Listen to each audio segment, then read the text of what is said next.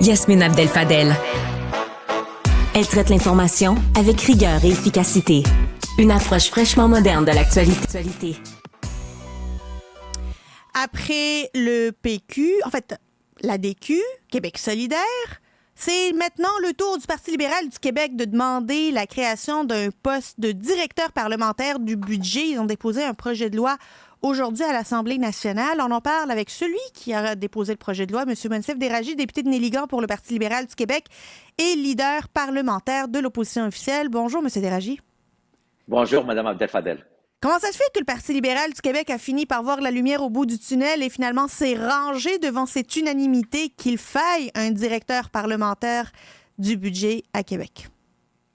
Je ne partage pas la même conclusion. Le Parti libéral avait juste, parce que l'état des finances publiques se dégrade, malheureusement, face à un gouvernement qui a dilapidé l'argent public, qui a hérité d'un surplus de 7 milliards, il se ramasse avec un déficit de 11 milliards. Je pense que le premier geste à faire, quand on a un déficit pareil comme aujourd'hui, c'est déposer un projet de loi pour demander la création d'une manière très urgente du directeur parlementaire du budget. Projet de loi que vous avez déposé, est-ce que vous avez fait un beau copier-coller du projet de loi qu'avait déposé François Bonnardel lorsqu'il était à la CAQ et Christian Dubé aussi, qui l'avait déposé également? Est-ce que finalement, vous avez repris exactement les mêmes articles que ces députés jugeaient autrefois pertinents? Ce que nous avons fait, c'est une revue internationale de ce qui se passe ailleurs, notamment en Australie. D'ailleurs, vous le savez très bien, au Parti libéral, l'équité intergénérationnelle est très importante. Et en Australie, le directeur parlementaire du budget a justement cette volonté, cette façon de faire un rapport aux 5 ans sur l'équité intergénérationnelle. Le directeur parlementaire du budget aussi existe aux États-Unis, existe en Ontario et au niveau fédéral. Donc, ce qu'on a fait avant de rédiger notre projet de loi, on s'est inspiré un peu de ces modèles pour bonifier les offres qu'on avait jusqu'à maintenant. Et vous avez le fruit devant vous, une loi qui propose la création de directeur parlementaire qui contient plusieurs bonnes propositions. Je n'ai pas encore eu le temps de feuilleter votre projet de loi, mais dites-nous, là, en mots très simples, ça mange quoi en hiver, un directeur parlementaire du budget? Parce qu'on a l'impression de juste multiplier les instances, multiplier les postes, multiplier les agences, puis les régies, là. Mais lui, il servirait à quoi? Bon, premièrement, c'est une très bonne question. Premièrement, le directeur parlementaire du budget va être là, moi je l'appelle photoradar du gouvernement. Vous savez, le photoradar existe. S'il y a un dépassement de limite de vitesse, vous avez un ticket. Le directeur parlementaire est une institution indépendante. Il ne travaille pas avec le gouvernement. Et ça, il faut le préciser. Il ne travaille pas avec le gouvernement libéral, ni péquiste, ni caquiste. C'est une institution indépendante qui va nous éclairer sur les choix du gouvernement. Ça veut dire quoi, les choix du gouvernement? Est-ce que le fait d'investir 7 milliards de dollars ou 3 milliards de dollars dans le cadre de Norvolt, est-ce que c'est bon pour les Québécois? Au bout de la ligne, est-ce que ce qu'on a investi, on va avoir les retombées économiques telles que déclarées par le gouvernement? Ça, c'est l'aspect 1. L'aspect 2, l'équité intergénérationnelle. Vous savez, Mme Abdel-Fadel, aujourd'hui, le gouvernement Legault vient sur la place publique dire « Ce n'est pas si grave avoir 11 milliards de dollars comme déficit. » Mais excusez-moi, c'est grave parce que, il n'a pas de plan de retour à l'équilibre budgétaire. Et vous savez quoi? Les générations futures vont payer le prix. C'est une vraie catastrophe. Donc, pour éviter tout cela, le directeur parlementaire va produire un rapport sur l'équité intergénérationnelle. Est-ce que les choix d'aujourd'hui vont avoir un impact sur les générations futures? Et si c'est oui, quel est cet impact? Troisième aspect qui est très bon dans le projet de loi, c'est que moi, en tant que député, je veux formuler une mesure. J'ai aucune instance qui peut m'aider à formuler une demande ou à chiffrer une demande avant de la proposer à l'opinion publique. On apprend dans le Journal de Montréal que vous aviez, ou en fait, peut-être même pas dans le Journal de Montréal, en fait, on apprend dans les médias que vous aviez fait une demande auprès du ministère des Finances pour savoir si eux avaient pensé à l'idée d'avoir un directeur parlementaire du budget. Quelle est la réponse que vous avez reçue? Une bonne page noire. Voilà. Donc, nous, on a fait les choses correctement. Dans la section recommandations, c'est caviardé. La seule chose qui me vient à l'esprit, c'est que c'est positif. Parce que si c'était négatif, probablement, ils ne vont pas la caviarder. L'autre aspect qui a été caviardé, c'est la pénurie de main-d'œuvre. Il y a enjeu de main-d'œuvre et ça a été caviardé aussi. Donc, clairement, le ministère des Finances a étudié la question.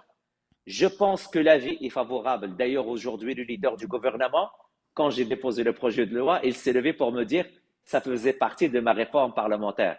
Donc, vous connaissez que le leader du gouvernement a tellement aimé le projet de loi que je viens de déposer qu'il voulait dire publiquement que ça faisait partie de ses réflexions.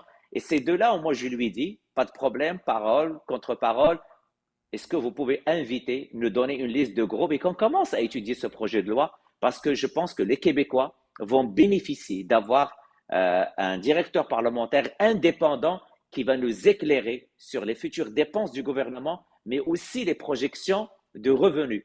Parce qu'aujourd'hui, on projette des revenus et au bout de la ligne, on se ramasse avec beaucoup d'erreurs de la part du ministre des Finances. Le directeur parlementaire du budget a aussi souvent, dans différentes juridictions, notamment au fédéral, le rôle de se pencher à la demande des partis politiques sur leurs promesses électorales et de dire en période électorale si leur cadre financier tient la route ou pas. Évidemment, vous n'allez pas m'en vouloir de rappeler que le Parti libéral a eu toute une erreur dans son dernier cadre financier pendant la campagne électorale. Est-ce que finalement, les directeurs parlementaires du budget vont permettre de faire une révision que devraient faire les militants des partis politiques avant de soumettre publiquement leur cadre financier, M. Déragi? Mais, vous savez, et c'est pour cela que notre projet de loi est très important. Ce projet de loi il va aider pas uniquement le Parti libéral, va aider aussi le Parti québécois, Québec solidaire, Parti conservateur, même la CAQ. C'est qu'aujourd'hui, au Québec, on n'a pas l'occasion d'avoir quelqu'un d'indépendant qui va nous éclairer. Et vous savez, vous avez raison de le dire. Il faut être rigoureux. Et l'exercice d'une plateforme électorale est un processus qui est très rigoureux. Mais est-ce qu'on a les moyens vraiment d'avoir les bonnes personnes pour faire une analyse rigoureuse? La réponse est non. Et c'est pour cela que ce directeur parlementaire va aider aussi la population. C'est qu'avant de voter la prochaine élection, la plupart des cadres budgétaires de l'ensemble des partis politiques vont être audités et validés par ce directeur parlementaire. Donc, on ne peut pas promettre n'importe quoi. Et si on veut aller vers un équilibre budgétaire, l'ensemble des partis doivent se prononcer. Comment ils arriveront à atteindre cet équilibre budgétaire? Le 7 novembre dernier, on a eu une mise à jour économique où on nous disait que, grosso modo, on maintient le cap pour le retour à l'équilibre budgétaire en 27-28, que le déficit devrait être 3-4 milliards de dollars. Et on tombe des nues 5 mois plus tard où on se retrouve avec un trou de 11 milliards de dollars. Monsieur Déragi, comment un directeur parlementaire du budget aurait pu prévenir cette surprise? Bon, premièrement, le directeur parlementaire rendu à la mise à jour budgétaire, probablement, on ne va pas voir 3 milliards.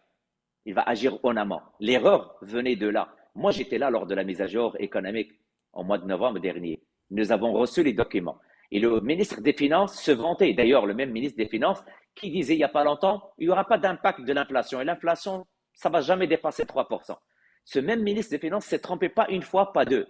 Donc le directeur parlementaire, si on l'avait avant la mise à jour économique, pas sûr que le ministre des Finances va nous annoncer 3 milliards. Et vous avez raison, le travail doit continuer. Parce que ce qui s'est passé après la mise à jour économique au mois de novembre, c'est que le gouvernement s'est lancé dans beaucoup de discussions avec les syndicats et vous avez vu la facture totale que l'ensemble des contribuables doivent payer maintenant. Et on se ramasse aujourd'hui avec un trou, avec un déficit historique de 11 milliards. Donc, le mal, il est fait.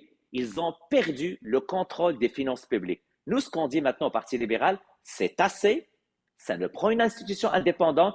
Le public a besoin d'un éclaireur, de quelqu'un qui va jouer le rôle du photoradar, mais aussi nous, en tant que parti d'opposition, pour dire est-ce que les mesures que le gouvernement est en train d'annoncer sont les bonnes mesures? Est-ce qu'on a l'argent pour financer ces mesures? Moncef Déragi, député de Néligan pour le Parti libéral du Québec et leader parlementaire de l'opposition officielle, merci beaucoup d'avoir été avec nous. Merci beaucoup, Mme Abdel Fadel. Bonne journée. Au revoir.